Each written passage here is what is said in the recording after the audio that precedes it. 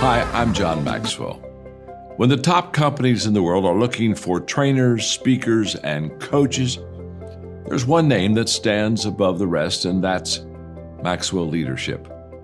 Our certified team members have gotten proven results for companies all over the globe, and our reputation, I'm proud to say, is second to none. Some of our members have risen to the top of their profession, including the one you're going to meet today. I proudly introduce you to my friend Bob Fabian Zinka. Welcome to the Leadership and Success Podcast with your host, Coach BZ, where we help you lead with purpose and succeed with impact. If you're ready to grow into the kind of leader others want to follow, this podcast is for you. If you're determined to elevate your success and leave a lasting legacy, this podcast is for you. As my mentor, Dr. John C. Maxwell reminds us, everything rises and falls on leadership. Our goal is simple: to inspire you, challenge you, and equip you with insights that can transform the trajectory of your leadership journey. Welcome aboard to another episode of the Leadership and Success Podcast with Coach. I was subjected to about 18 months of solitary confinement over a period of time of almost a decade. And during that time, I was forced. I had no other choice but to live inside of my own head. I had to build systems in my own mind. I had to play out what would happen the day that I was released. What is my next chapter? What am I going to do? I didn't have an iPhone. I didn't have a laptop. I didn't have the internet. So all I could do was play out these scenarios in my head. And eventually I got really, really comfortable thinking critically, thinking about all the steps and what follows and the consequences of those steps. And so when I finally got a chance to get out of that hole, I got a job at the prison factory, and they set me in front of a computer and they said, "We need you to crunch some numbers, do some basic data entry." And they introduced me to Microsoft Excel. And Microsoft Excel, those simple spreadsheets, those things that most people hate and leave to the accountants, that became my creative medium. That became my entryway. That became my portal, my... All right, do we have a very special edition of a podcast for you today? We have a very special guest waiting in the green room. But before I bring him on, let's do our moment of gratitude. This is the part of the show where we take just a moment to be grateful. And we really try to practice gratitude every single day. So if you would maybe close your eyes, put yourself in your happy place, and think about one thing you are grateful for right now. If you need to, take a very deep breath, slow down your nervous system. And today, I am really grateful for people like the guest I'm going to be introducing you today, who are really brave, I believe. Nobody is perfect, and we all make mistakes, but it really takes someone with a lot of courage to say, okay, this is my life story. I really messed up, and this is how I was able to turn things around. I guess I am really grateful for redemption, for second chances. That's, as of most of you know, I am a Christian, and that's really the love story of the Bible, right? Redemption. Man messed up, and man got really, really bad, but then man got a second chance. And that is really, really powerful. And I am so grateful for that and all of the lessons that we can learn from brave leaders like him. So let me see if I can properly introduce my guest today. Today, I am really honored and privileged to have a discussion with Christian Torres. He's really not your typical leadership voice. He's a decision intelligence speaker and strategist, founder of Stark Analytics and director of business intelligence, helping leaders make smarter, faster decisions under uncertainty. But his story didn't start in the boardroom. It started with consequences, from serving as a New York Police Department officer to spending nearly a decade in federal prison, including 18 months in solitary confinement, to rebuilding his mind, his discipline, and his life from the inside out. Christian's journey is the definition of ownership, resilience, and reinvention. Today, he teaches leaders how to stop guessing and start simulating better decisions. One thing you are going to learn is the real reason smart people still make bad decisions and how to fix it. So, Ladies and gentlemen, without any further ado, please help me welcome to the Leadership and Success Podcast, Christian Torres. All right. Good afternoon, Christian. How are you doing today? I'm doing great. How are you, Bob? Great, great. It's really a great privilege and honor to be speaking to you today. I think this is probably going to be one of the most impactful and insightful podcasts of this season. Again, thank you so much for the courage, the bravery to put yourself out there, because I think your life can really teach a lot of lessons to so many, many people. But just to get started, what is one thing you are grateful for today? I'm grateful for love. Yes. And that seems like something that would be pretty obvious, but it is actually sad that a lot of people forget just how powerful of an influence that can be in your Yes. business, in your personal life.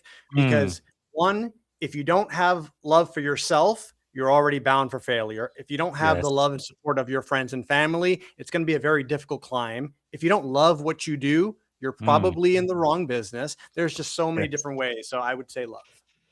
That is so true. And I know in the green room and prior to today, we had talked. I know you are a father, you have a daughter, I have two. And I feel like there's just a very, very special kind of love once you become a father. I really believe the day I became a daddy, I became a grown man. I became an adult that day. Prior to that, I was just a boy, I didn't really care much about life. But when I knew my daughter was on the way, I did absolutely everything I could to make sure she would come in a safe and loving home. And I became responsible pretty much overnight. And it's a love I can't really explain. I thought I understood what love meant, but until you become a father and you see your little girl in your hand, it's like, wow, I've never experienced anything like that.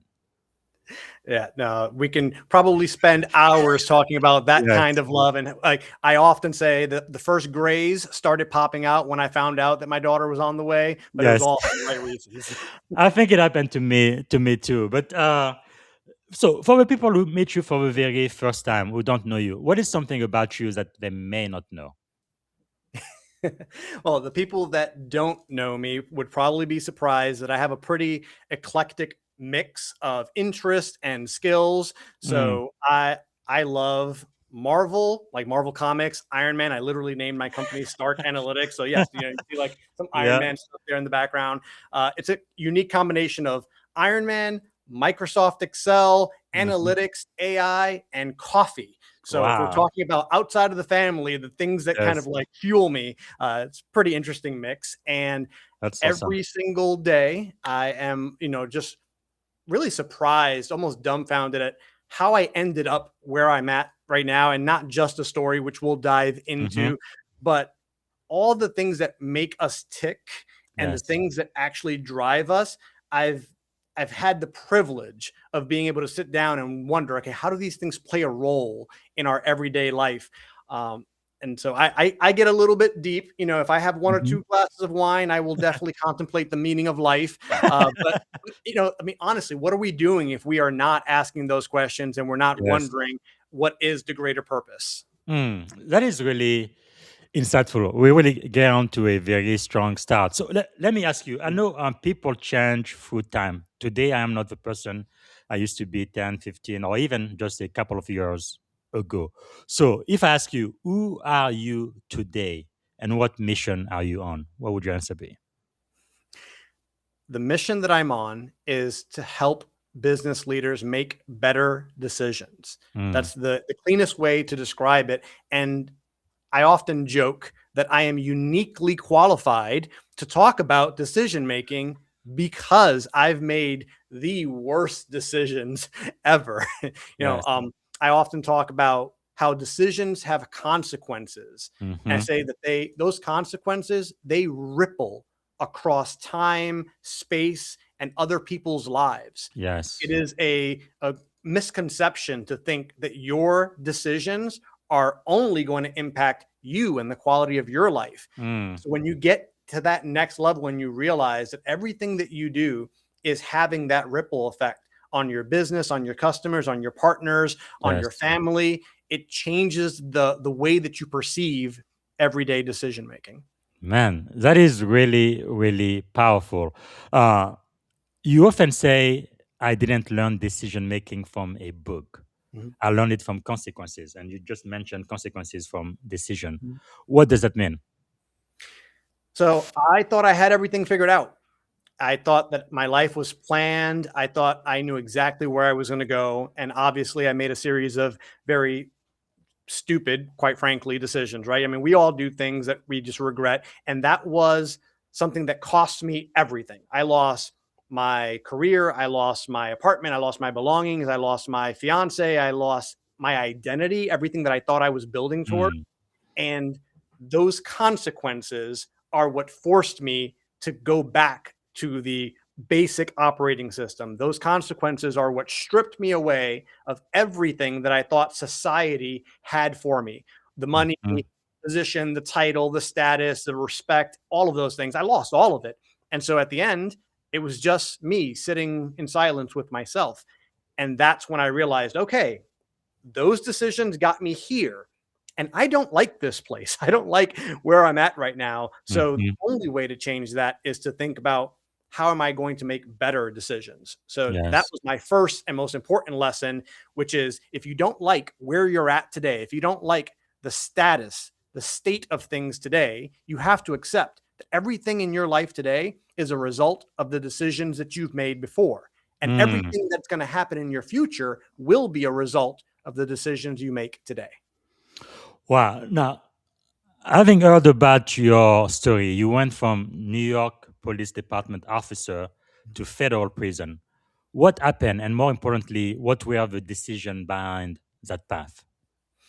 Yeah, I would like to say that it was something very strange and out of the blue, but honestly, it's some of the forces that have been plaguing mankind for centuries.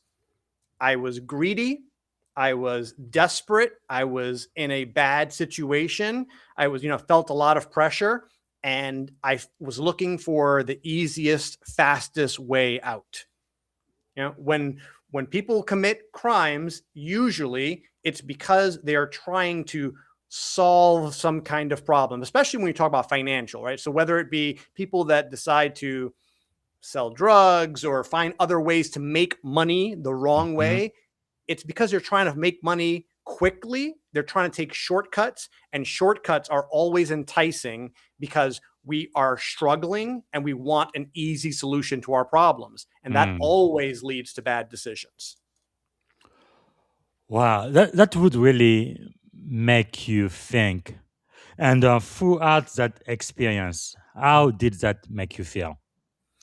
I thought that everything was going to come crumbling down, which is the irony, right? Is that when you think that taking a shortcut or doing the wrong thing is going to solve your problems, that's usually the thing that actually ends up destroying everything. And that's what happened for me. So a lot of people can go and, look me up online. My charges were bank robbery.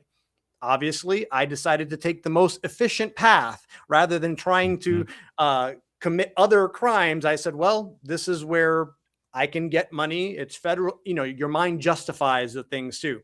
And that's the scary part, which is when you believe that you found a solution to your problems, your mind is really good at trying to create the justifications. So some of the Right. crazy thoughts that were going on in my mind when I was a 19-year-old man, I was thinking, well, they're federally insured and it's not, no one's going to get hurt and it's not a big deal. These banks have billions of dollars. What's a little bit? Mhm. You start creating all these justification loops, and that's actually very, very dangerous, because if you're just doing this in your own head, you're going to end up doing something that you're going to regret like I did.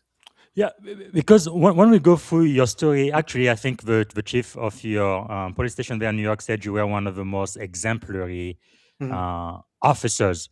And I guess one of the questions I have is what was going through your mind? At which point, like while I was making my Yes. mistakes. Yes, and Yeah. especially with the reputation that you Mhm. had within your department of being one of the best one, they wanted all of the new officers to pretty much Yeah. model after you.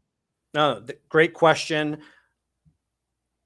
The audience and the people that you interview are usually in leadership positions or in business, and you Mhm. don't get to that point without having a certain amount of risk tolerance and also like an advanced level of intellect, right? People Yes. that are very bright, very motivated, very good at what they do, that's all the recipe for good business and good entrepreneurship and leadership. But it can also be the thing that convinces you that you can do things and get away with it. So in my mind, what I was thinking was, I've got this all planned out. I'm very smart. I've got it all figured out. I know exactly how I'm going to do it. This is the plan. I treated it almost as if it was a business operation, right? I said, this is the plan. This is my business plan. I'm going to do it this way. I'm going to go here. This is the timeline.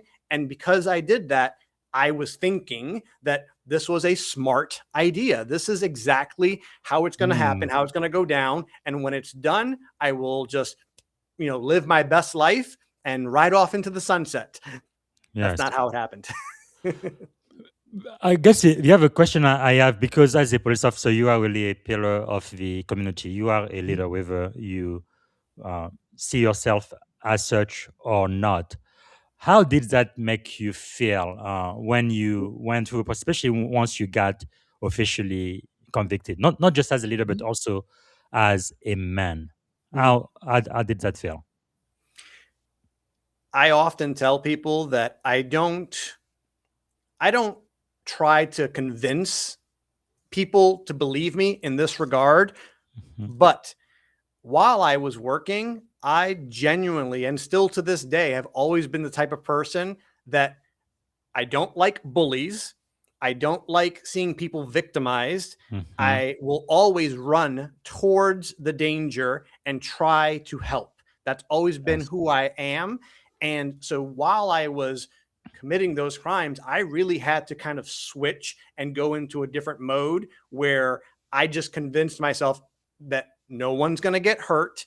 This, the victim in the crime was a financial institution where it was going to be a rounding error. So it took a lot of kind of psychological switching for me to be able to do something like that. And yet I knew that the very next day when I went to work, I would still be the person that I am. And to me, that just is indicative of the fact that we all have different dimensions to who we are. Yes. You can look at any business leader, and if that person is a great communicator, he's a great strategist, he is a perfect example of who you want in a leader, he cares about his people, that doesn't mean that he doesn't struggle with things when he goes home. And there are other dimensions to that personality that maybe have a darker side. We all have that living within us. The question is, how do we choose to use those forces that are at play in our day-to-day? And those are decisions that we have to make every single day. That little voice that says you want to curse that person out, or that voice that says you want to write that nasty email, that little voice, it's there.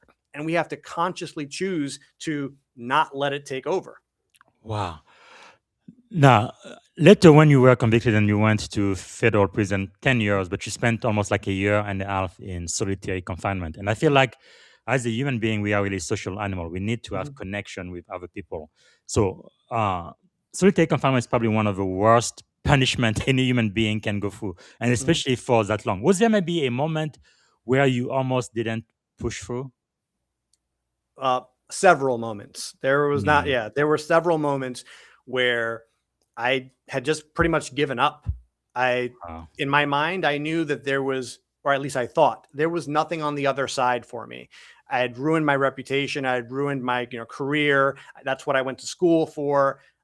I figured that when I got out, I was just going to be labeled as an outcast, blacklisted everywhere. So I had no idea. I'd just given up.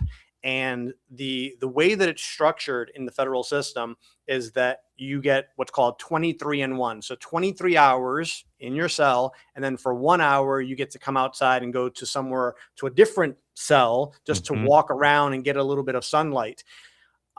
It was brutal. And only after I got out many years later did I actually start looking at some of the science and the research behind it, what that does to the human brain. Individuals that are subjected to that kind of confinement, they suffer from a high rate of recidivism. They have anxiety, depression, impulse control issues, anger Wow. issues. It's very, very, very tough. And I consider myself, just blessed that Yes. I did not come out that way. There are several influences and reasons why that happened, but I know that I am in the minority of the people that have gone through that and come out, and they don't get the opportunities to change their life. They don't have the same, path that I've been so fortunate to walk these years. So I think that part of the reason why I'm telling my story now is because I do want the people that are going through that are coming out now to realize you don't have to let that define your life. There are really good people in the world that will hear your story and say, you know what? Okay, but you paid the price for it, and you should not have to have that held over your head for the rest of your life. So let's talk about what you're going to do in the future. And Yes. that's where the best opportunities come. Man, you literally reach bottom. I think you are a walking miracle, a real testimony of what it means to almost rebirth, right? To reinvent yourself. What do you think changed for you? What was the turning point? Well, so I'm a Christian as well, and I try not to intermingle too much about my faith with business Hmm. because I also feel like a lot of people have misused the Yes. banner of faith. But definitely my personal relationship with my creator, that's something that I have my own unique perspective on. But reaching back down into who you are as a human being, when I was in solitary confinement, like I said, everything was stripped away. So, Hmm. in a weird way, it's kind of like Elon Musk with his first principles thinking, right? Hmm. The whole idea is get rid of all the assumptions, get rid of everything that you think you know, or how something is Yes. supposed to be built, or how it's supposed to work, and just go back to the core foundational ideas. Hmm. And that's what I had to go through. And there were two other influences that really helped me during that part of my journey. One was a book called Think and Grow Rich by Napoleon Hill, which Yeah. if you've ever read it, you know it's not about, yep, there it is. It's not about making money and building organizations. It's more about building yourself up and Hmm. thinking about how you organize and plan within your own self, how you add value to the world. Yes. And we can revisit a little bit more on what I'm doing today that ties back to that. But Hmm. Napoleon Hill's Think and Grow Rich, and then Microsoft Excel, which I know people they're like, wait a second, Excel, like those spreadsheets that the accountants use? And I say, yeah, actually that was the canvas, that was the creative medium that helped me get out of that dark place. Because once I was released from solitary confinement, I was given a job at the Federal Prison Industries, which is like the factory inside of the prison. Hmm. And they put me inside of a position where I was able to use Microsoft Excel every day. And it just made sense to me because it was a blank canvas where I could inject logic and reason and systems, and I could see how the different inputs, right? So if you put a number into a cell, it changes the whole sheet because everything's connected and formulas. It just Yes. made sense that we are the sum of our decisions, just Wow. like the spreadsheet, that final number of the report is the Hmm. sum of all the different input fields. And it Wow. opened up to me. And I said, this is what I want to do for the rest of my life, which was not just Excel, it was around analytics, systems thinking, frameworks. I wanted something that was going to give shape and form and discipline and structure to the way I was thinking. Because your story is quite incredible, from New York PD officer to federal prison and now to tech CEO. That's just amazing. Was there maybe a person or a couple of people, a moment or a decision that you believe really shifted everything for you? Yeah, there was a there was a gentleman actually in the prison who, I won't mention his Hmm. name, but this gentleman had built an empire for himself. He was Wow. very successful in business. He had reached the highest ranks of executive level, C suites. He had millions of dollars, and he was there right sitting right next to me, and he had lost everything as well. Mm. The difference was that he was already in his mid 70s and he was still facing 50 more years on his Wow. sentence. So that's not a death penalty, but essentially everybody Mhm. knew, he knew that he was going to, that was his final resting place, which Yeah. is sad and in all types of ways. But what's really powerful about this, he decided he was going to use his final years to pass on knowledge, like Mm. all of the good that he had learned throughout his years, with those inmates that were going to be leaving soon, so that hopefully he could make an impact for the good. Wow.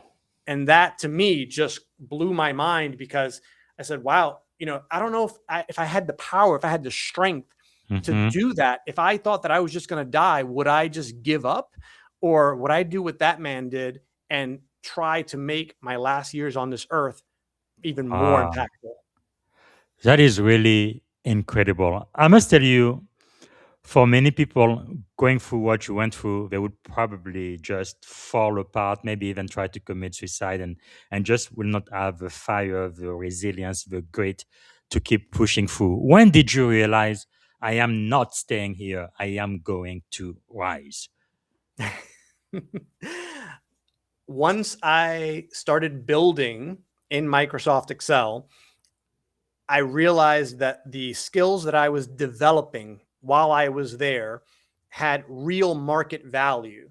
Hmm. And I started building business plans well before I was ever released. I mean, I probably still had a good 6 years before my release date, but I was there in the prison Yes. factory building business plans, subscribing to every business magazine that I could get my hands on. So while Hmm. other people were playing cards and maybe watching reality TV, I'm sitting there Yes. reading, Entrepreneur Magazine, Inc. Hmm. Magazine. I'm reading Wired Magazine, trying to stay up on the technology and the business, because I knew that the skill that I had developed was something that had real value out in the world. And so Wow. my job was to continue harnessing that and refining it so that the day I got out, I would be able to hit the ground running. That's really amazing. So, through your experience, what did you start doing differently? What type of things you started doing that really, I guess, was building momentum on your way out to really rebuild yourself to who you are today? Yeah, I changed two very critical things. I changed my daily routine, and I Hmm. changed what I was feeding my mind. Wow. So I didn't wake up and just drag myself to work, come back and, just go through the motions. Every single day I would wake up and I would put on like NPR, I'd put on like the business radio, I would listen to Hmm. the news. I would always feed myself, okay, what's going on? I can't sit here and just wallow in Yes. the darkness of this place. I need to get Hmm. my mind Wow. freed out of here before my body ever is. And so that's where I use books, magazines, radio. Like I did every medium to try to keep my mind focused on the things that were going to be helpful. And that was the first thing, part of my routine. Then I introduced meditation. I made sure that I was taking care of my body. So in the afternoons, I would go and do exercise outside. I Hmm. structured my day as if I was trying to build something intentionally. And I was trying to build myself intentionally. And so what I fed my mind and how I structured my day was all geared towards a Wow. future that was still 5 or 6 years out. But if I could do it now, if I could do it in this place, right? It's like Frank Sinatra, if you can make it here, you can make it anywhere. Well, Hmm. if I could do all that in there, I knew that Yes. once I got out and had access to the internet, computers, Hmm. technology, networking opportunities, real jobs, like, Wow. libraries, it just made sense to me that if I could do it Yes. in a small scale, right? If I can do it with a little bit, I can do it with all the resources that I would have access to once I got out. Wow. Did that experience kind of change the way you lead and show up today? Absolutely. And too many people take for granted the resources that they have. I Yes. often look at my desk. I wake up in the morning and I look at my desk and I say, wow, I this is exactly what I dreamed of. I imagined having this opportunity to work on the things that I want to work on. To have, I have 3 monitors, I have my mouse, I have my notebook here. It's just a nice little cozy setup. But for me, it was everything to look at this and say, this is why I do what I do, because I know what it was like to have nothing. And I don't think a lot of people really understand what that feels like. So when I'm thinking about a decision that's going to impact me, my business, the people that I like work with, my partners, I'm doing it from a place of, this is a blessing and an opportunity just to be able to be thinking about this decision. And I can never take it for granted. And that fuels the kind of the framework, right? The morality behind it is, this is too beautiful of an opportunity to pass up or squander, or to make the decision as if it has no consequence. Wow. So how did that experience change you? Have you noticed you've become a much better version of yourself, maybe showing more empathy, or having more of an understanding of what your red lines are that you will never cross, and just helping you be a better person and contributor to your local community? Yeah, I think back to who I was before everything collapsed, before I destroyed my life, and I was selfish. It was all about me. I was prideful. I was arrogant. I was just trying to figure out how I was going to make money. And that is sadly who I was at the time. And after going through the entire experience and the entire arc to today, a lot of people that knew me back then and know me now, they do see the difference. I feel like I'm a better son, a better brother, a better friend, obviously I'm a father now. And all those things were enhanced because I had to go through the harsh reality and the consequences of my choices to then come out the other side who I am today. Has your definition of success changed throughout all of that experience? Yes, because today money is important. Don't get me wrong. You need resources in order to seize opportunities, to be able to get better tools and software and travel and experience the life that you want to have. But that's not success. It's just money is a tool, right? And that was the thing that I didn't understand before. The real success is if you wake up every single day and you love, right? Back to the most important thing, love. If you love the life that you're living, doesn't matter if you have goals. You should have goals to make it better. But if you love the life that you're living right now, you love what you're doing, you love the people that you're surrounded with, that is success. And then everything else is just different versions or variations with more resources or different types of projects. All of that they're peripherals, right? Think about a computer. If you have a powerful computer, yes, you can get a nice printer, a nice mouse, a nice ring light or camera, but you got to start with the right computer, the right processing power. And then everything else is just on the extras on the side. That is really powerful. And talking about love, what do you hope your daughter? So, like me, you are a father, probably one of the most important function for me right now. But even future children you might have, or grandchildren, or even great grandchildren, what would you like for them to really learn from that chapter of your life? That you can always bounce back from a bad decision, right? Because children inherently are going to make mistakes. So, for example, when my daughter makes a mistake and she thinks that I'm going to get upset at her, the first thing I establish is I say, look, I'm not mad. I just want to talk about why this could have gone wrong. So, for example, if she goes to touch the stove or something and I have to stop her in the moment, I want her to know the reason why that was a bad action, because the consequences, you could burn your hand. And so really explaining, so teaching and parenting through explaining versus just the traditional, no, because I told you so, or don't do that because it's bad. Well, why is it bad? I don't understand. And I think a lot of us don't understand the potential consequences. So what I want them to know is it's okay to make mistakes, but it's even more important to go back and understand like why that was a mistake, how it could have gone wrong, what you could have done better. And that kind of reflective posture is honestly the thing that I gained and I want to pass on. That is really, really powerful. I like what you said. Yeah, coming back to something you went for when you really, really reach bottom. Like I said earlier, or implied, most people would have probably just quit and just given up right there. But you did not. Why didn't you? I think I got to the point where I had to decide simply between two options. I boiled it down to two options. I'm going to live a miserable existence, or I'm going to figure out a different way.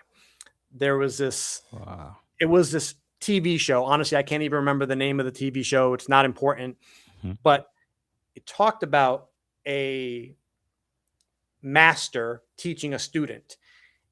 And he said, I'm going to present you with a challenge. I have this stick. And if you tell me that the stick is not real, I will beat you with it. If you tell me that the stick is real, I will beat you with it. What do you do? And the student pondered and said, I honestly, I don't know. And the master said, when the situation is so untenable, so ridiculously stacked against you where you have no other choice, you reach up and you break that stick. Wow. So I was like, all right, well, I'm stuck in a position right now where no matter what, I feel like I'm going to get beat by that stick. So there's no path that's already laid out for me that's going to fix this problem for me. No one is going to magically step in and say, okay, don't worry about it. It's going to be okay. It's going to be okay. Here's what you're going to do. Here's the plan. I had to break the mold, break the stick, figure it out on my own, and just decide that, you know what, I'd rather do that than to just sit here waiting for the next, blow from that stick. Wow. That is really powerful. You could say that again. What did that teach you about yourself that you didn't know before?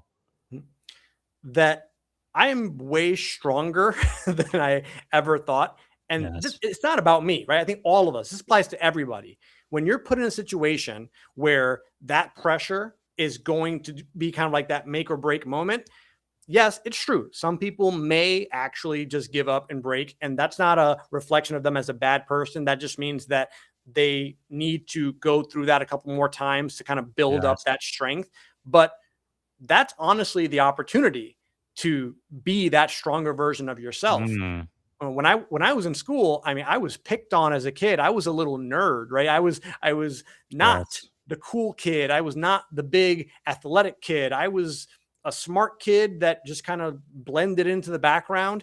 But this experience really forced me to think of who I am as a human being, as a man. And that changed what I thought was possible, because it was no longer about, can I solve problems? Can I take tests and score highly on them? It was, can I face and do really, really hard things and come out the other side?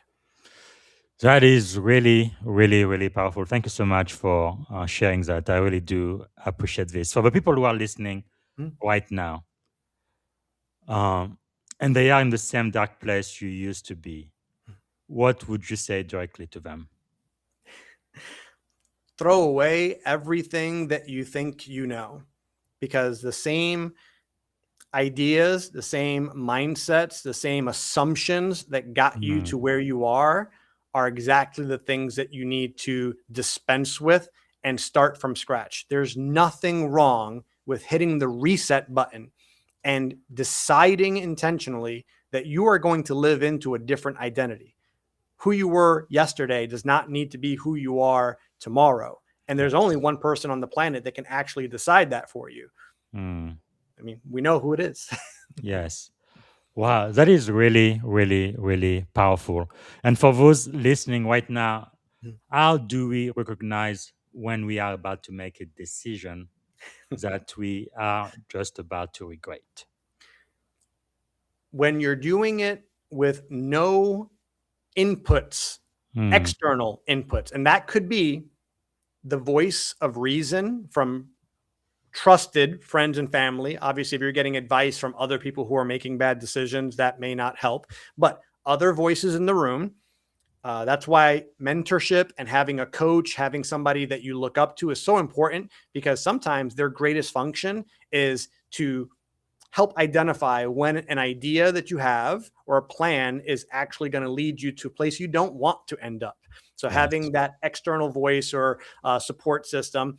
And if you are going to make the decision by yourself, then now you're talking about the information, right? If you play out a scenario in your head and it makes sense and you can visualize how it's going to end up being a great decision, it's going to work out perfectly, you're going to get exactly what you want out of it. And then you just start living into that and you're like, oh, it's going to be great. I'm going to make so much money. This is going to be awesome. But you haven't done the work to actually play out what all the numbers are and what it's going to take to get there, all the scenarios. If you haven't done the work, that's immediately an indication that it's probably a bad idea. So you need to pressure test your ideas, whether through inputs from other human beings or information, data, analytics, forecasting, whatever tool you're going to use. But you have to put your idea to the test. You have to pressure test it, because if you don't, it's probably a bad idea. Man, and something you said,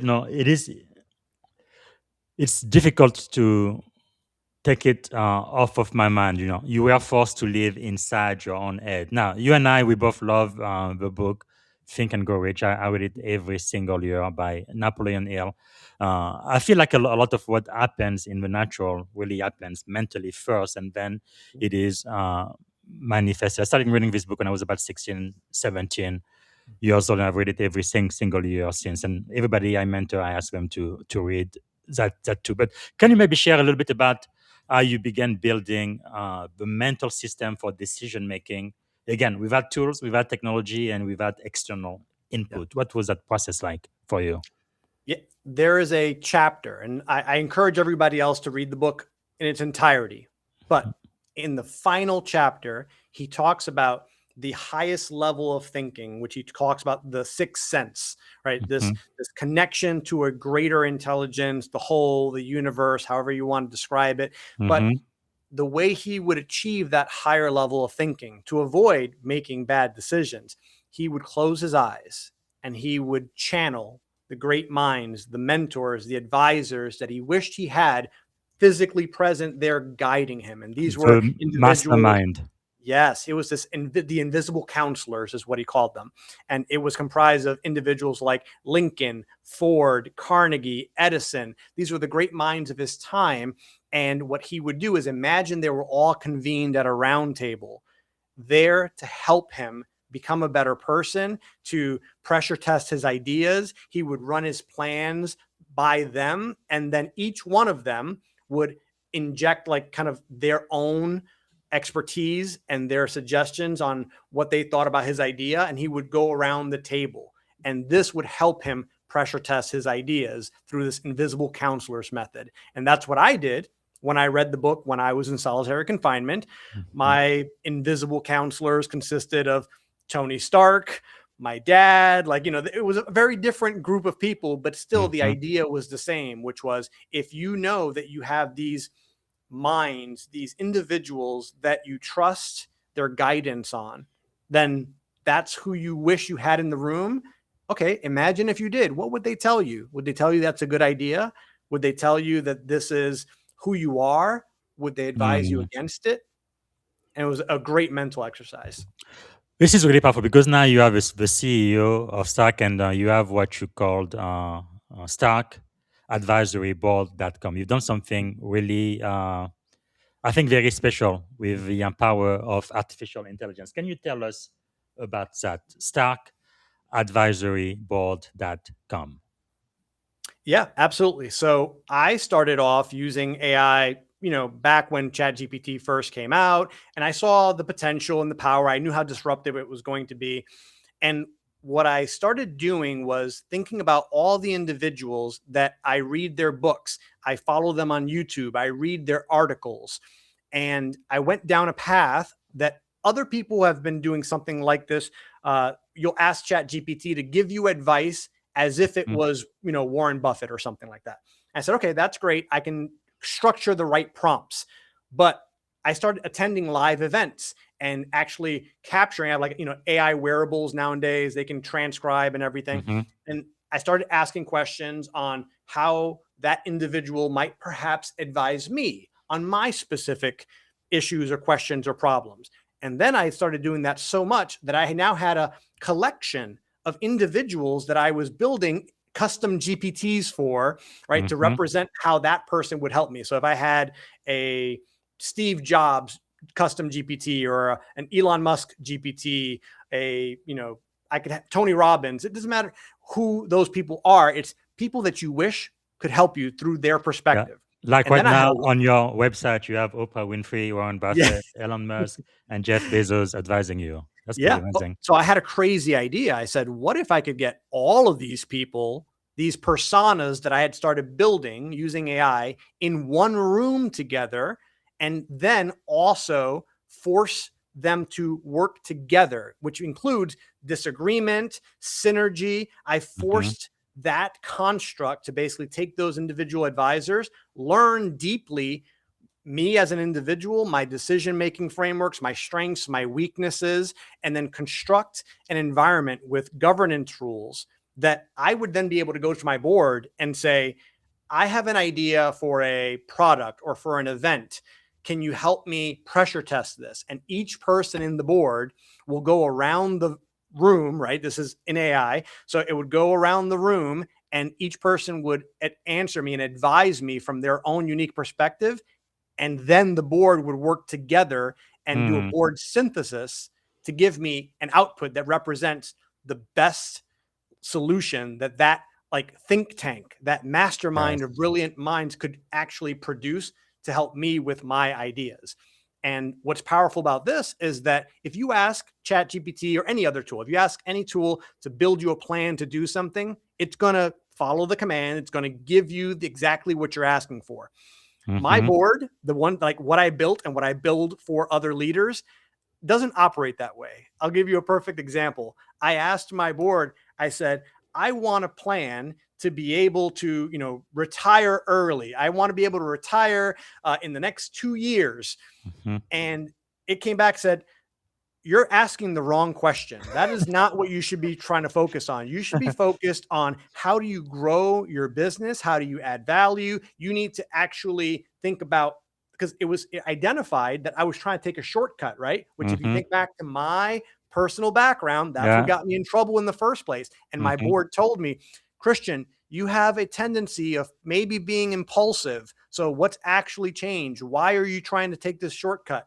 Yes. Or I gave it a screenshot of an app that I saw on Facebook. It was a new AI tool. And I gave it to my board. I said, I want my board to tell me, is this something that I should buy today? And the board said, Christian, you're getting distracted. You have shiny thing syndrome. Stop worrying about this tool. Maybe it helps, maybe it doesn't, but that's not Yes. what you need to focus on. You have an upcoming webinar on Thursday. Focus on that. Get back to work. Wow. And I was like, oh, okay. I'm sorry. Okay. That's But pretty amazing, that's how man. I built it, though. That's what you need. You need pressure. You need feedback. You Yes. don't need a yes man. And now that's exactly what we're building with AI is Sure. you give it an idea, it's going to say, that's a great idea. Here's 12 steps to make it happen. And you know what? You're going to end up where Yes. you don't want to be. So back to decision making. Yeah, I think there was something was a couple of years ago with Chat GPT. Someone had an idea, I think, to sell dog poops in France or by the stick or something, and Chat GPT was like, "Oh yeah, this is a wonderful idea. Let's do it." I mean, Yeah. it's just ridiculous, but yeah. So you do have something you are offering to my audience right now. If I go to your website again, starkadvisoryboard.com, they scroll down to this page, build a private board around the most brilliant mind in history. They can set up time with you and look at the demo. Is that correct? Can you tell us about that offer? Yeah, absolutely. So that is completely free. What's going to happen is you grab time on my calendar and I will show you how the board works. I'll give you an example, like an inside look into my board. And I've done this already a couple of times. And Mhm. every time I do this, the person says, okay, can you make sure that you send me, can you email me what the board said? Because they'll Yes. ask questions live and they'll say, Mhm. okay, I have event planning business and I need to know how do I get more market share and I'll put the question to the board, and the board will Yes. go around the room and give an answer. And they are just watching like, oh my God, yes, that's a amazing. great idea. I love that. Can you send me that, please? And I'm like, yes, now you see the benefit of this, because Yes. it's not generic. It is tailored to exactly the problem you have. But more importantly, it's through voices that are the experts in their industry. It's not generic web scrape of all the collective knowledge out there in the internet. It Yes. is exactly through the perspective of that individual. That's really powerful. And we have about a dozen minutes left. Let's talk about your book, which they can Yeah. pre-order right now. Christian Torres info. The book is coming, you said, like July, right? Is that when are you planning? Yeah. So like mid-June to July. June, Yep. July. Yeah. So again, the book is Built in the Dark.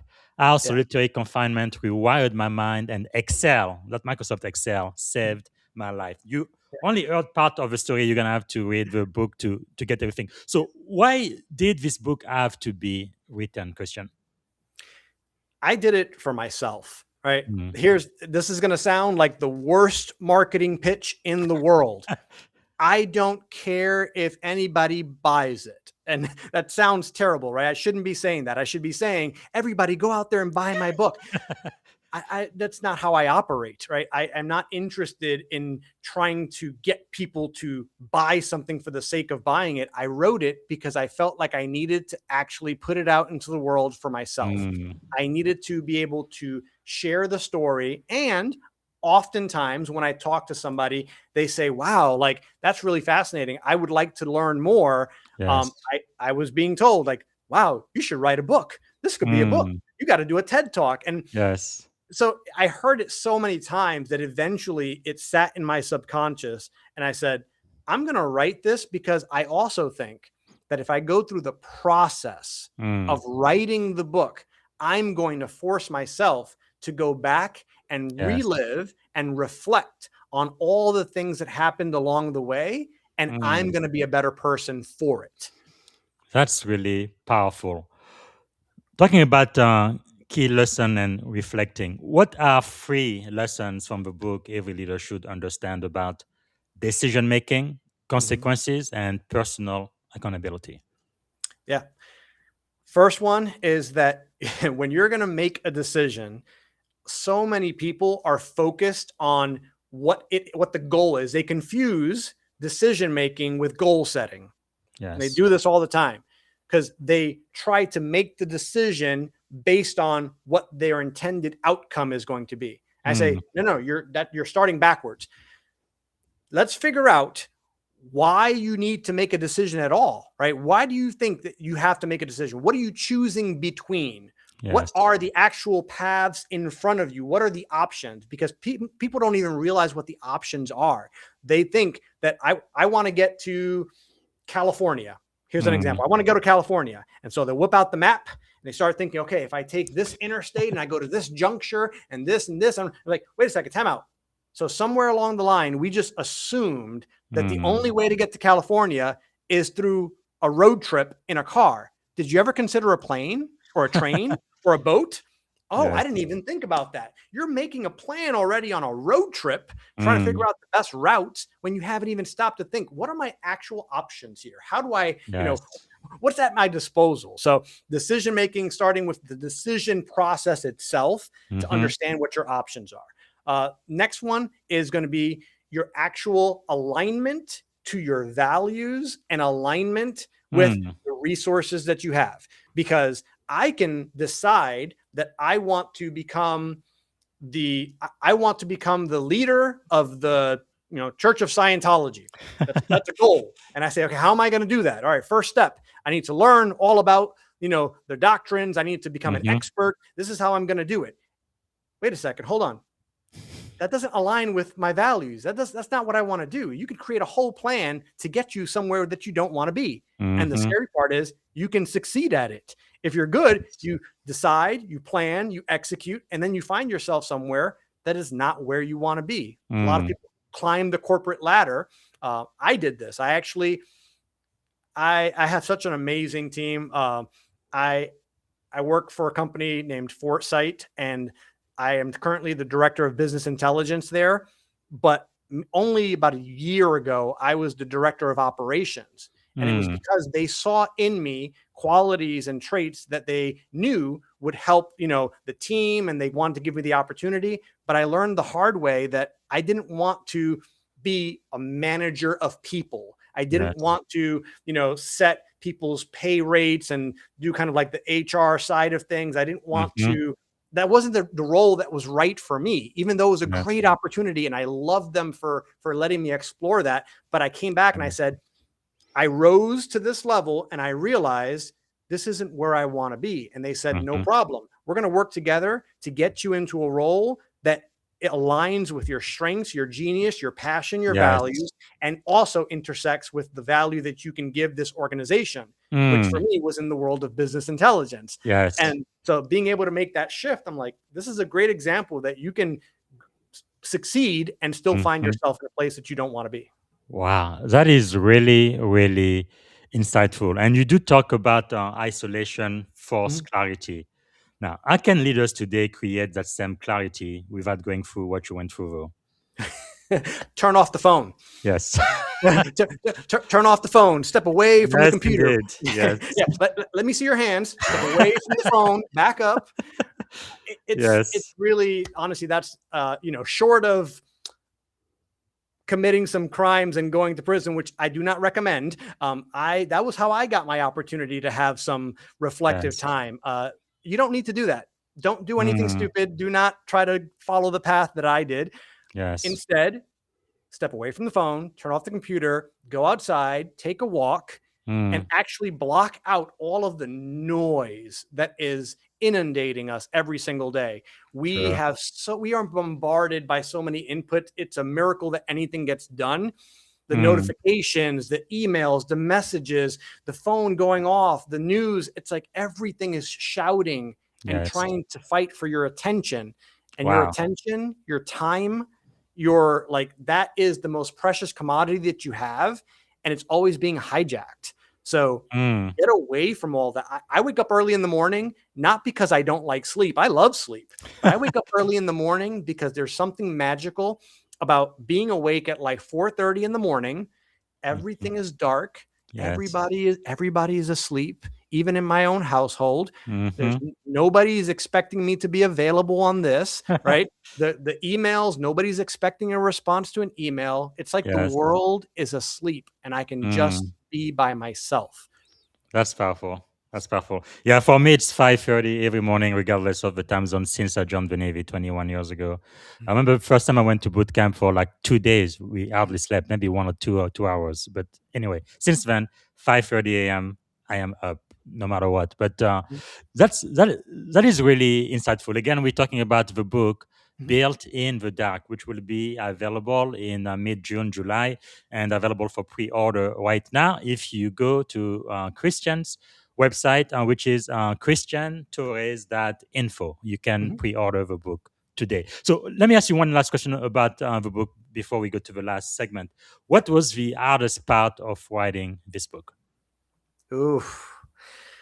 So because I use tools and technology, I started off by recording myself, because rather than trying to write everything down the first time, I recorded myself. And so what I did was I made some coffee and I, just paced. I walked back and forth in my home for probably about 6 hours. And I just recorded myself telling stories, reliving those stories.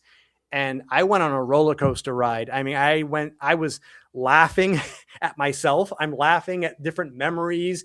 And there were parts of my story where I was literally in tears. I'm just by myself, recording myself talking about these stories. And I had to relive some of the darkest moments of my story, which for me, the one that still is very hard for me to talk about. And I mean, even like right now, if I try to just talk about it without controlling it, I will literally start crying. It was the way that I experienced my father's death. Wow. I was still incarcerated. So I was 15 minutes on a prison phone. That's all you get. 15 minutes. And then the phone drops, the call ends. And I hadn't been able to reach my dad for quite a few days, which was out of the ordinary. And then when I finally got through, it was my cousin who picked up the phone, and she told me that he was very sick and that probably wouldn't even make it through the day. Wow, so sorry to hear And that. yeah, I heard my dad's last breaths, his last Mm. gasps for air through a prison phone Wow. in another state, completely helpless, couldn't do anything about it. So I literally had to hear him die on the phone. And then the call drops and I had to go back to my cell and continue on as if nothing happened, because what was I going to do? I can't leave. I can't go attend the funeral. It was the Wow. hardest part. And I mean, till this day, that is the thing that reminds me, if you make stupid or bad decisions, that's exactly the type of stuff that happens. I should have been there. I Mm. should have been there with him, but I couldn't. Why? Because years before that, I made a very terrible decision and I was still paying for it. I'm still paying for it now. Wow. Thank you for sharing that. That is quite powerful. Man, we really all could be just one decision away from really making one of the biggest mistakes in our life, aren't we? Yeah, every single day. Wow. But you can also be one decision away from doing something that completely changes the trajectory in the most beautiful way. That is so true. Man, your story is just so inspiring. I really love it. It gives. I think it's going to give people a lot of hope.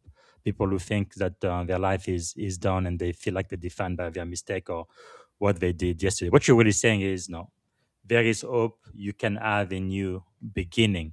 And now you are the CEO of a tech company expert in decision making, business analytic, and artificial intelligence. Let me ask you this: for the people who are listening right now, what is one of the biggest mistakes leaders make in the age of artificial intelligence?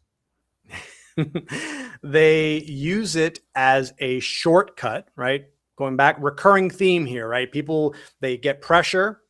Business Mhm. leaders have pressure too. The pressure is to make money, to meet certain quotas, or they have Yes. a KPI they're trying to achieve. There's pressure on leaders.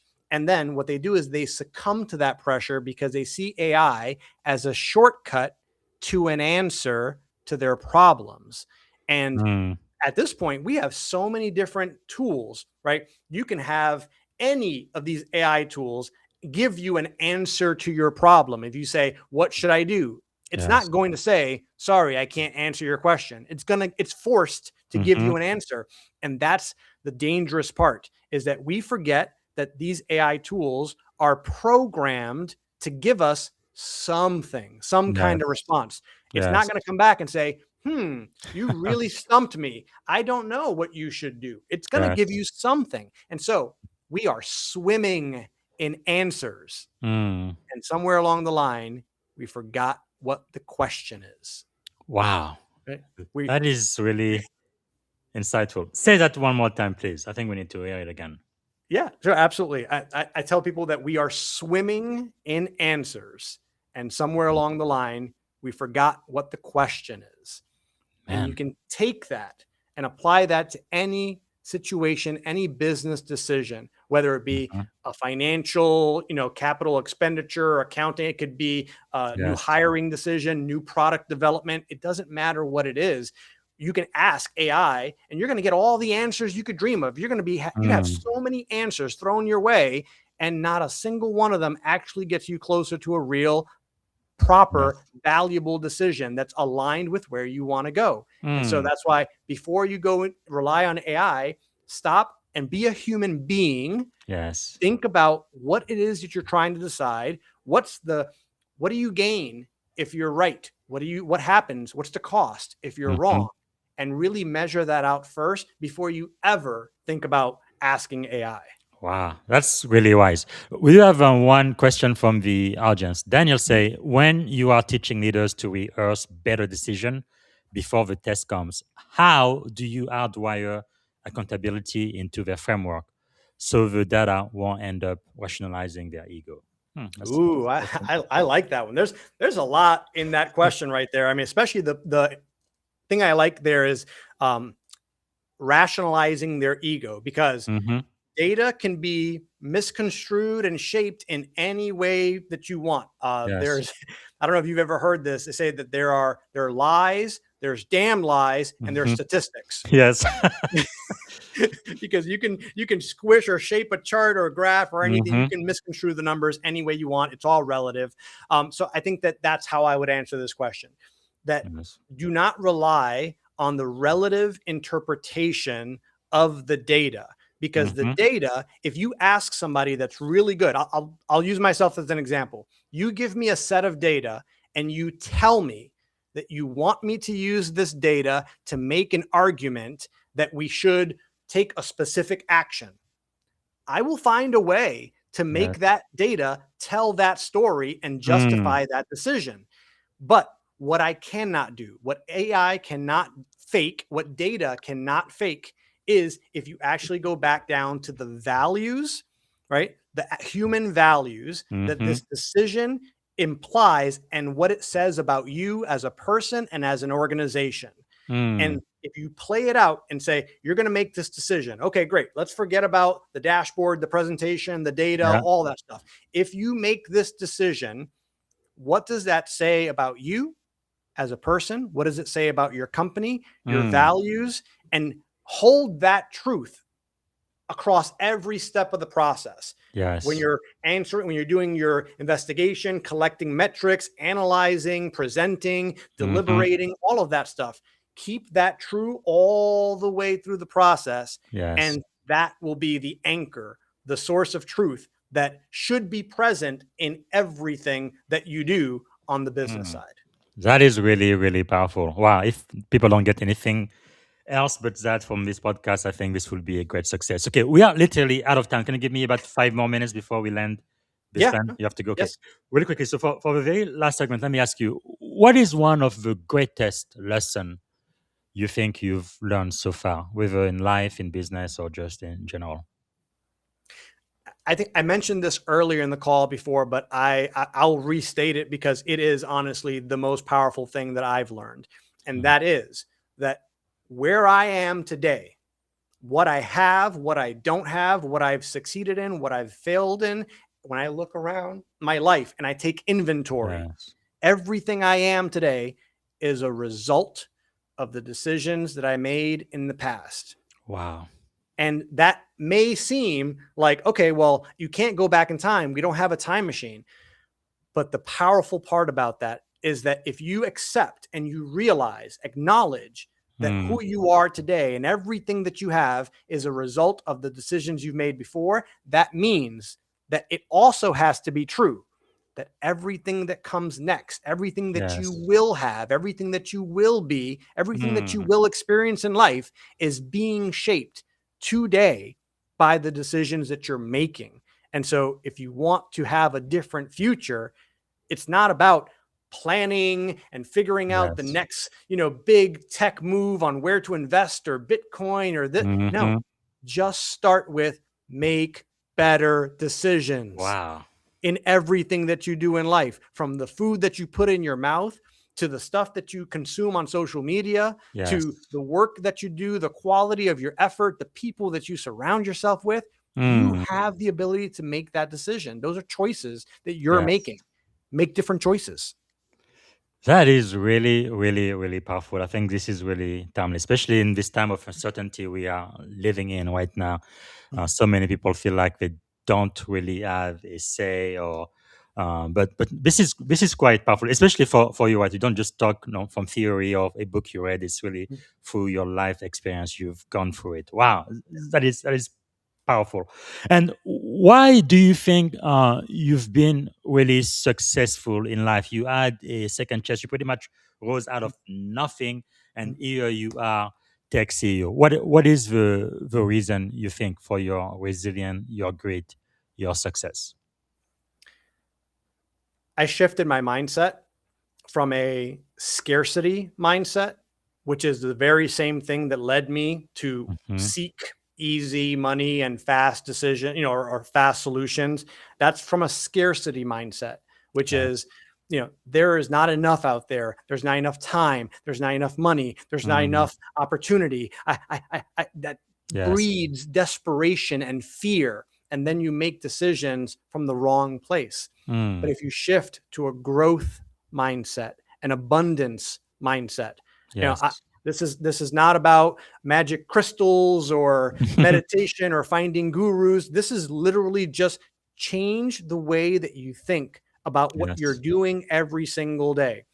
Growth mindset, abundance mindset. And if you realize that there is more than enough for you to be able to go out there and do what you love, become better every single day, then you're going to find yourself a month, a year, 2 years from now in a place that you're going to look back and say, wow, this is where I wanted to be. And look at that. Like, here I am. How did I get here? Well, because you believe that you could, and you start taking small steps in that direction. And you can't do that with a scarcity mindset. So switching to a growth and abundance mindset changes everything in any field for any person. That's really powerful. And what does success mean to you today? For me, it's being able to wake up in the morning, have my quiet time, enjoy my cup of coffee, and be able to control the pace of life. Like being able to control the pace of life. Because when you have days where your entire calendar, your attention, your energy is hijacked by the world, by everybody else, you feel helpless. And now you feel like you're just a cog in that machine. Success, we all have responsibilities. We have things to do, right? Right now, maybe you wish you could be on the beach instead of sitting here talking to me right now. But you have committed to doing this as part of like your mission and your brand. So we do have commitments. I'm not saying that we shouldn't have those, but the ability to build your life and structure your days the way that you want, that freedom is success for me. That's powerful. I know leaders are learners. What are you learning these days? What am I learning? I'm learning more about myself in the capacity of communications and sales. And the reason why I did that was because I knew that that was a weak point for me, which is actually why I said, I know that the best way for me to get better at this is to just put myself out there and talk more about what I do. There's a speaker. I don't know if you're familiar with her. Her name's Jen Gottlieb. And she has, other people have said this, but I remember her standing on a stage and saying that if you don't put yourself in front of the people that you can help, right? If you don't sell your service, sell your product, if you don't promote and talk about the thing that you do, you are doing a disservice, not only to yourself, but to those people that actually need your help, because they're going to find something. They're going to get a solution from somewhere. And maybe it's from someone that doesn't care as much as you do, that isn't as good as you are. And so you have a moral obligation to go out there and talk about what you're really good at, because the impact that you can have on somebody else's life, it's mind blowing to think that if I helped a business owner in a way that transforms their business, imagine what that means for like their children, being able to send their kids to college, their employees. Like it's a ripple effect. Like I said, my decisions have a ripple effect. If I can help somebody, that can have a ripple effect on other people. And so I'm trying to learn how to get better at marketing and sales, not because I want to make more money, but because I realize that if I don't do that, then I will continue to I'll be building and living in the dark, because no one will ever know how I can help them. That's really powerful. So for your next mastermind, who are 3 people you would like to have on your table? Who and why? They could be alive, dead, or even fictitious character, as you know. Yeah, no, that's a good one. So, I mean, I already have a board right now, but if I were to add somebody to my next board, I would actually be looking for individuals that have a more of a futures perspective, like futures thinking perspective. And so fictitious character, this is going to sound interesting. If you've ever seen this show, Billions by with Bobby Axelrod as the Mm-hmm. main character. So it's called Billions. But what I loved about that show was that he was always planning and strategizing Yes. ahead in a way that it was completely above everybody else. He saw Yes. the chessboard, right? Mm-hmm. So for me, you think of like Sun Tzu, Art of Mm-hmm. War, like military strategy. Yeah. I'm not going to war anytime soon, but guess what? The ability to play out and understand the landscape and The understand strategy. yourself. Yeah. Yes, Mm-hmm. that strategy. I mean, that's super powerful. That's required reading for junior officers in the military, by Uh, the way. But yeah. Sun Tzu, Art of War. Sir Richard Branson. That's another Mm-hmm. good one, right? I mean, what he was able to like build and the cleverness and ingenuity, he showed the world that you could start an airline Mm-hmm. without like, millions of dollars. Like his story Yes. is just fun to listen to. So, Yes. somebody that brings that level of creativity and ingenuity to be able to say, you don't have to be stuck where you are. You can build and create a better life for yourself. Yes. That's powerful. I think that to me that's brilliant. And then the other leader that I would include in there, I would say is Tony Stark, which he's Mhm, not of on course. the board right now because I thought that was too cliche, but I do it because now if you watched all the movies, you will realize that his full story arc ends with him making the hard decision and sacrificing himself. But Mm, that story, again, that story of somebody that had everything, yes. lost everything, and then gave everything. Wow, that is powerful. Some people say Elon Musk is the new Tony Stark, at least in real life. But yeah, that's pretty cool. Okay, we're definitely running out of time now. I want Yeah. everybody, like I said, to get a copy of your book, Built in the Dark. They can pre-order right now. So why should people read Think and Grow Rich by Napoleon Hill? Classic. I think it's still the number one, right? Self-help book in the world. Oh yeah, I mean, it was written in 1937, Yeah. but guess what? It is still applicable to every single thing that I'm seeing in the world today. Yes. You read this book, and the first thing I had to overcome was I thought like, oh, Think and Grow Rich. Okay, this is what is a business book about business tactics in the 1930s Yes. going to help me with today? They didn't even have like the internet. What do they know? Yes. And it's not that at all. It is your own internal operating system, like the process of organized planning, the mastermind principles. I mean, Mhm. everything in there, from like the way that he would set goals and write them down. The medium has changed. Maybe you put it on Yes. your iPhone. Maybe you put it, whatever. You store files in the Mhm. cloud. AI helps you with it. It doesn't matter. The Yes. principles that are taught in that book will just make you a better person. And if you're a Mm. better person, then you can be better at what you do, which That's includes powerful. business. That is powerful. Okay, to end the show, let me ask you this couple of questions. If you had one and only one day to live, what would you have liked your final contribution to be? I would be completely selfish. I'm sorry. My final contribution would only be to be with my daughter. Like Yes. that would just be, I'd just spend the day with her, because Yes. if I think about where I could make the most impact, I'm Mhm. not going to spend the last day of my life trying to help 100 business owners. I would rather Yes. spend all that time and pour it into one person that I Mm. love, that I would hope would be able to take that and do Yes. something with it in the future. Wow, that is powerful. And if you had a magic wand and you could solve any problem, what is the one problem you'd like to solve first thing tomorrow morning? Mm. Well, first thought was hunger, because I feel like it's a problem that we shouldn't have based on the Mhm. resources and technologies that we currently struggle with. But Yes. I think that abolishing that scarcity mindset, because everything that is wrong with society, I feel like, is born out of that. Mm-hmm. Wars, like crimes, Yes. everything that we see that is in contrast to what we know is morally right comes Mhm. from a scarcity mindset. Once you get rid of that, then there's no need for crime. There's no need for war. There's no need for Yes. conquest and, being holding back resources. There's no need to fight over oil or water or like access to information. Yes. It's all rooted in scarcity mindset. You wave a magic wand and get rid of that, the world is a different place. All right. We are getting towards the end. What can we do to add value back to you, Christian?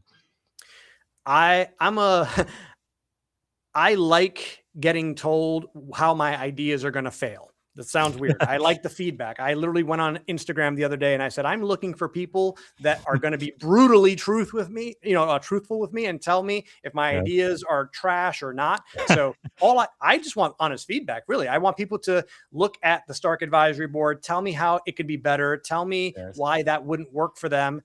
Tell me what they think about the stuff that I'm doing. And to me, that's more valuable than if someone just anonymously signs up and like buys it. Okay, great. That Yes. helps me for a little bit of time. That's not going to change my life. But if somebody Yes. gives me feedback that helps me rethink about the product and what I'm doing with it, that can change my life.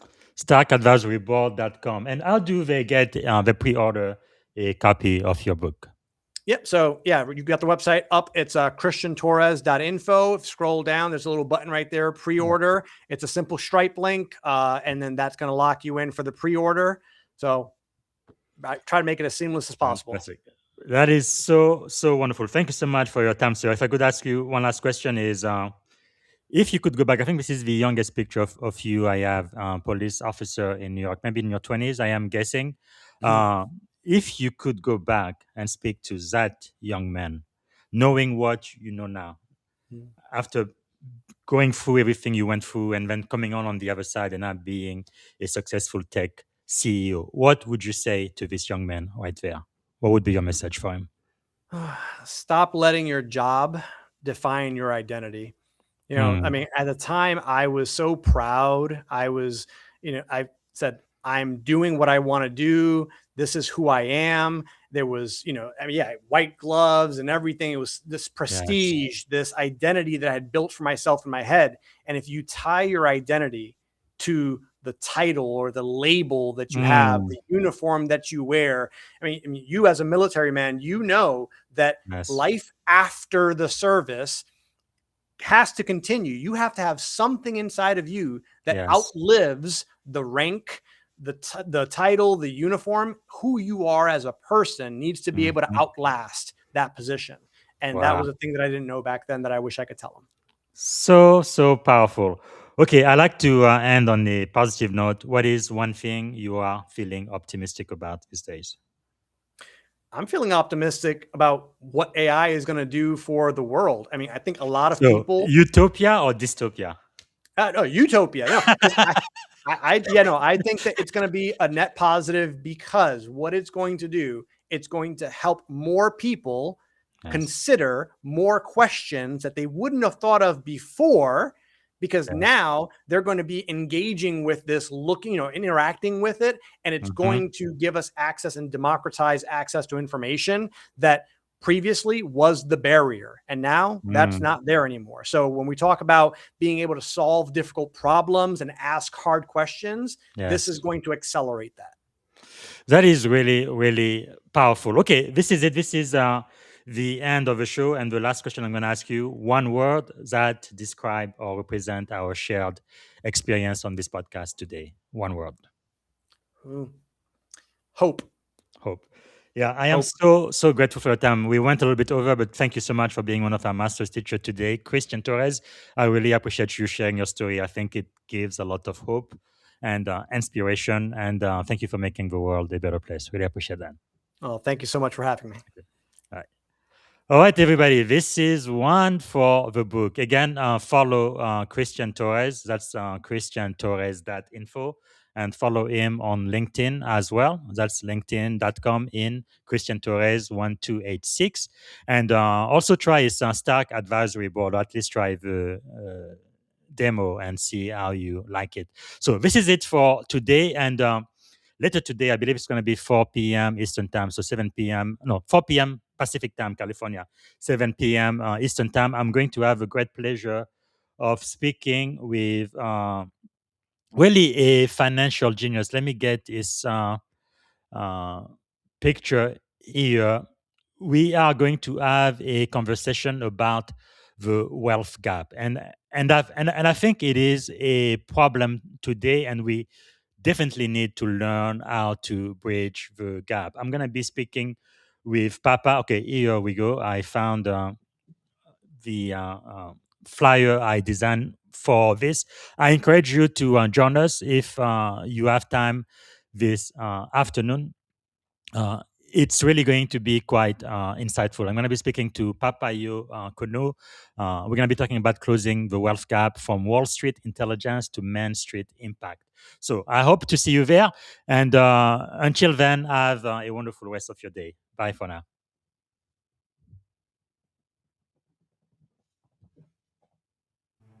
Thank you for tuning in to the Leadership and Success Podcast with your host, Coach BZ. If today's episode added value to your leadership journey, be sure to subscribe, share, and join us again for more wisdom nuggets on how to lead better and achieve greater success.